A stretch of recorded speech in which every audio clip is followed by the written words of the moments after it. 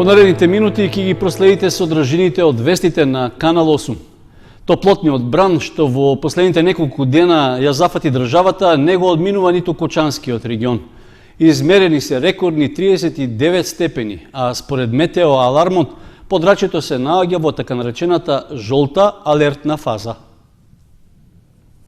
Високите дневни температури за што предупредуваа од Управата за хидрометеоролошки работи го зафатија и Кочанскиот регион. Тие придонесоа живата во термометарот да се искачи до 39 степен, што е највисоко ниво досега за ова лето, а подрачјето го внесоа во така наречената жолта предупредувачка фаза. Според најавите од метео алармот се очекува промена на временските услови и извесен пат на температурите во наредните неколку денови. Според најавите, до петок во поплавливите часови ќе има пороен дожд и грмежи, а локално се можни и услови за појава на невреме. Потоа, повторно ќе следи период на сончево и топло време. Поради тропските температури, од здравствените установи апелираат граѓаните да ги почитуваат општите препораки за заштита од високите температури, односно да се заштитат од директна сончева изложеност. Исто така треба да се избегнува престој неотворено во периодот меѓу 11 и 17 часот и да се носи светла и лесна облека. При директна изложеност на сонце треба да се користат заштитни очила и капа, да се консумира лесна храна и течности, а посебно да се внимава при консумирање и подготовка на храната. Исто така треба внимателно да се консумира сладолед и разни кремови, како и лесно расиплива храна, а потребно е да се внесува поголемо количество течности, најдобро обична вода за пиење и да се избегнуваат алкохолните пијалоци. При влегување во возило, препорачливо е одреден период тоа да се проветри. Во текот на ваквите екстремно топли денови препорачливо е граѓаните да бидат во затворени простории, а при неопходен престој на отворено да се изнеде можност за почести одмори под сенка. Хронично болните лица редовно треба да ја земаат пропишаната терапија. Тимовите по роботика од повеќе градови во државата кои годинава беа дел од првата Лего лига се учесници на 5-дневен едукативен камп што се одржува на Пониква. Учениците и нивните наставници и ментори се подготвуваат за следната надпреварувачка сезона по роботика, а ними им се придружија и членови од извидничкиот одред Ластовица од Кочани. Во планинскиот туристички центар Пониква на Осоговските планини се одржува 5-дневен камп за обука на учениците, чии тимови се дел од Фрст Лего лигата по роботика.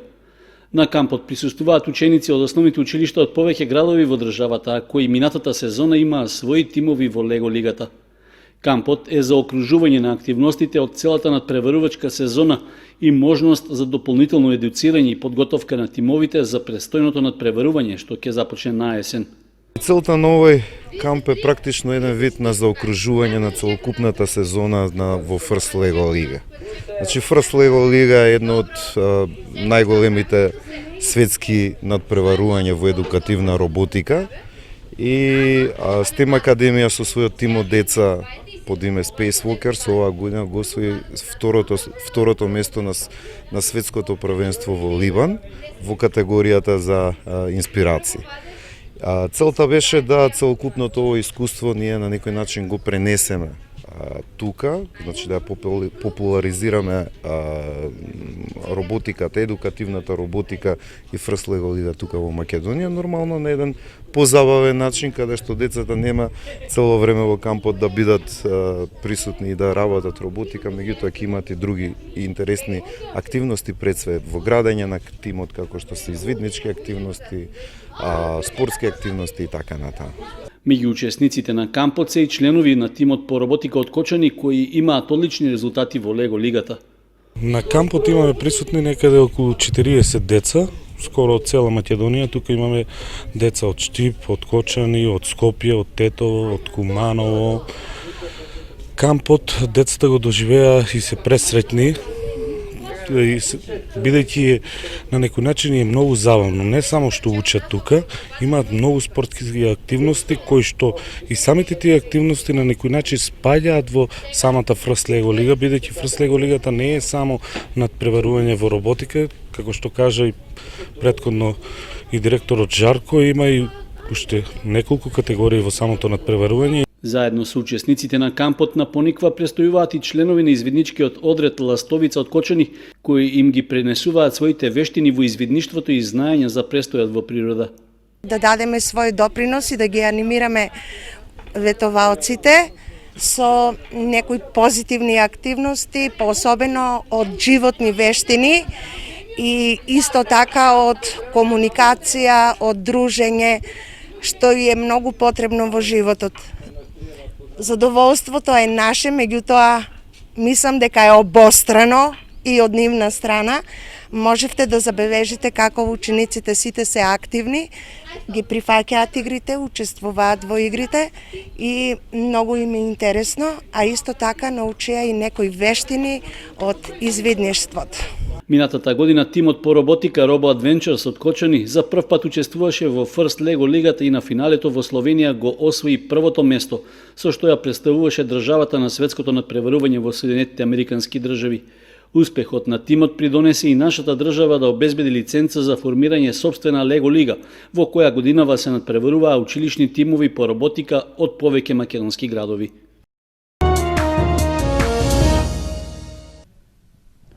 Локалната самоуправа на Кочани ги продолжува активностите за изградба на сообраќајната инфраструктура во населените места од општината. Со буџетски средства се реализира бетонирање на пристапни улици во селата Бели и Нивичани. Општина Кочани користи средства од сопствениот буџет со кои ги реализира планираните активности од програмата за уредување на градежното земјиште. Со овие пари деновиве во селата Бели и Нивичани се работи на бетонирање на неколку пристапни улици. Според стручните служби од секторот за урбанизам, во селото Бели е завршено бетонирањето на улицата Ѓорги Бошков во должина од 110 метри. При тоа поставен е бетонски слој од 12 сантиметри. Истовремено извршено е спојување на оваа улица со соседната, а поставени се и банкини.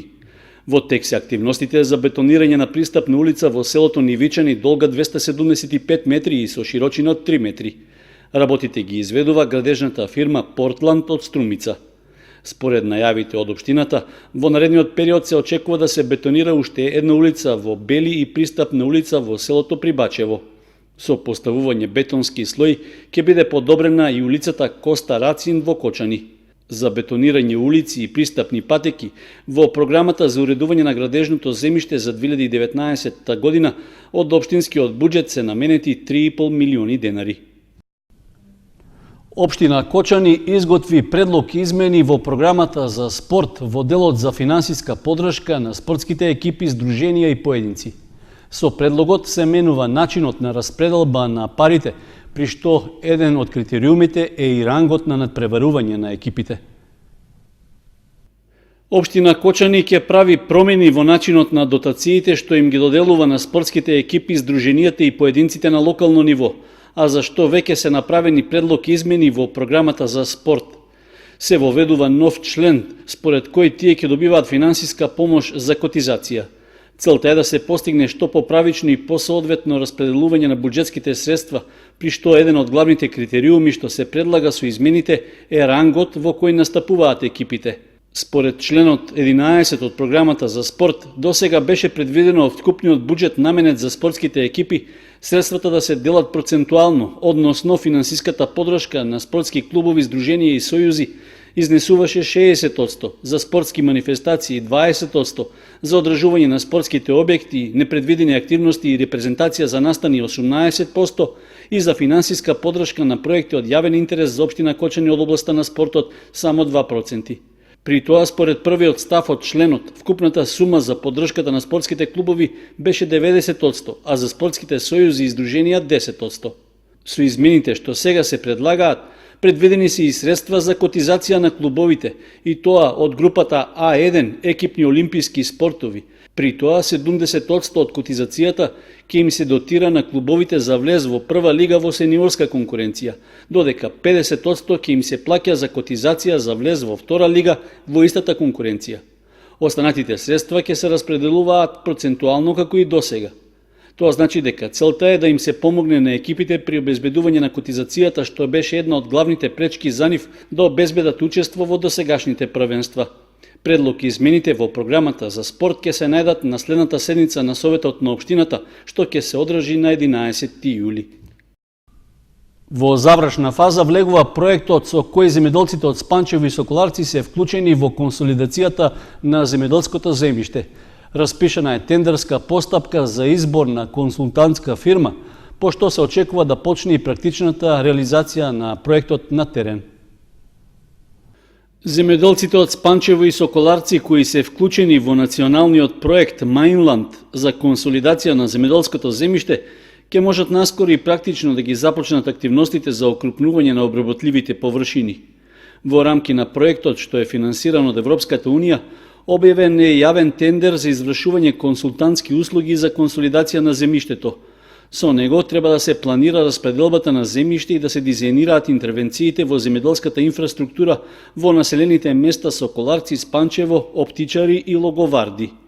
Врз основа на резултатите од физибилити студиите, што неодамна беа спроведени во овие 4 консолидациони подрачја, тендерираните услуги што ќе треба да се спроведат во рамки на оваа нова проектна фаза вклучуваат проценка на вредноста на земјиштето, технички дизајн на земјоделската инфраструктура, што е во согласност со законската консолидација на земјоделското земјиште и друга релевантна легислатива. Исто така треба да се направи подготовка на планови за распределба преку процес на партиципативно преговарање со сопствениците и корисниците на земјиште, како и да се изработат геодетски истражувања и обележување на границите на новите земјишни парцели во консолидационите подрачја. Геодетските компании кои се заинтересирани да учествуваат на јавниот тендер треба да се регистрирани во регистарот за вршители на работи во функција на консолидација. Крајниот рок за поднесување на понуди за тендерот е до 5 август, а по завршувањето на постапката се очекува да започнат и активностите на терен. Земјоделските производители од Спанчево и Соколарци ќе бидат дел од реализацијата на планот за окрупнување, за што на ниво на држава ќе се потрошат 2,5 милиони евра, што ги обезбедува Европската Унија, а активностите ќе ги спроведува Светската организација за храна ФАО во партнерство со Македонското министерство за земјоделство.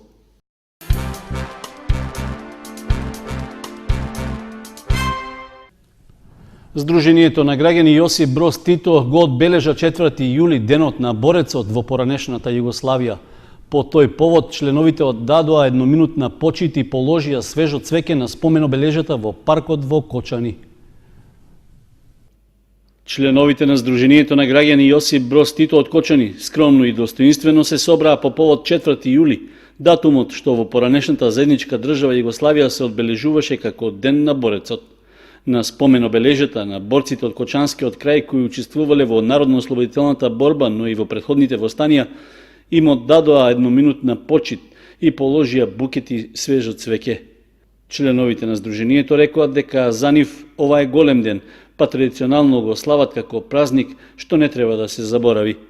Денес ден на борците 4 јули, кога извршниот комитет на Комунистичката партија на Југославија во Белград донесе одлука да се крене востание против окупаторите и нивните слуги и кое што одлука набрегу беше спроведена во дело. И почнаа да пукат востаничките пушки низ Југославија. Така прво на 7 јули пукна пушката во Белград, во Србија, понатаму пукна пушката на 13 јули во Црна Гора, понатаму на 22 јули во Хрватска и Босна и Херцеговина и на 27 јули во Словенија. Тоа беа и на 11 конечно октомври во Македонија. Тоа беа денови кога партизаните се кренаа и поведоа борба против германците, против фашистите и против нивните слуги кои што беа на територијата на Југославија. И кое што конечно вроди со плод и Југославија на крајот беше победничка држава во Втората светска војна и ги ослободи своите народи и своите републики.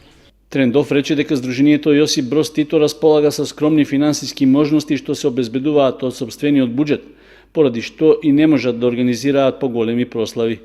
Сепак, според членовите на Сдруженијето, и тоа е доволно за да ги одбележат светлите датуми од историјата, како основа за создавањето на денешната самостојна држава Македонија.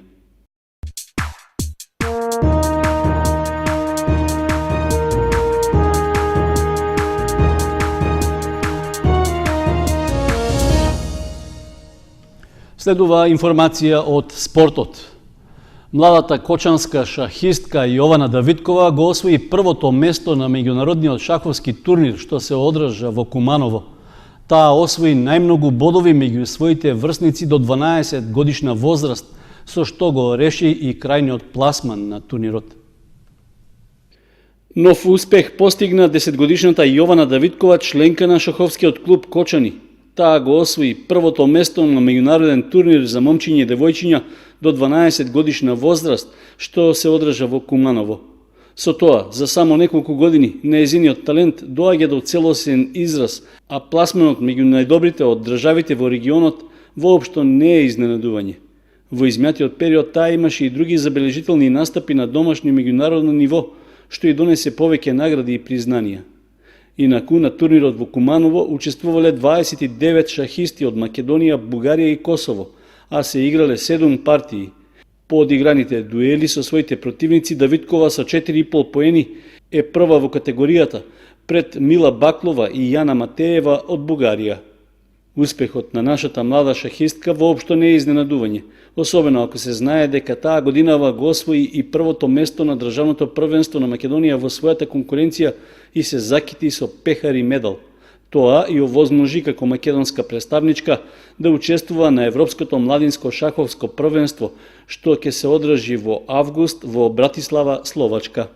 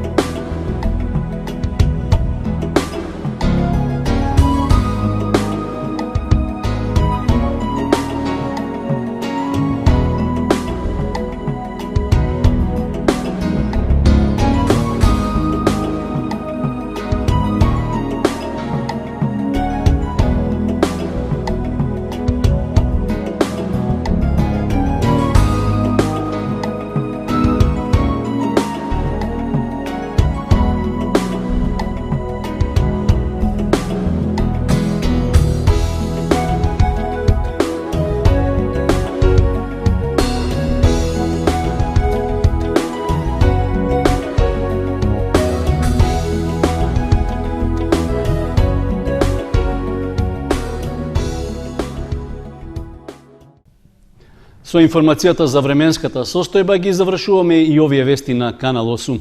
Благодариме за вниманието. Пријатно.